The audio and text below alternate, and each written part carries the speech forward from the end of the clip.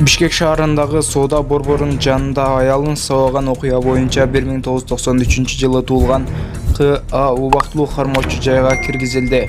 Бул тууралуу Свердлов райондук ички иштер башкармалыгынын басма сөз кызматы билдирди. Ал Бишкек шаардык ички иштер башкармалыгынын убактылуу кармоочу жайына камалды. Учурда тергөө иштери уланууда. Буга чейин социалдык тармактарда Бишкектеги соода борборлорунун биринин жанында эркек киши аялды сабап жаткан видео тараган.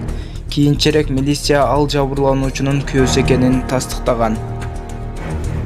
Татыктуу жетекчи ордунда калуусун суранабыз. Бийлик коллективдин пикирин сыйлоого жана угууга милдеттүү деген жазуулары бар плакаттарды көтөрүп алып, Ошмунун студенттери башкы корпустун алдына чыгышты. Бул туурасында аталган окуу жайдын маалымат бөлүмү билдирди. Маалыматка караганда аталган окуу жайдын башкы корпусунда окулган 50ге чукул студент чыккан. Алар бир гана талабы Ошмунун ректору Кудайберди Кожобековду ордунда калтыруусун суранышат.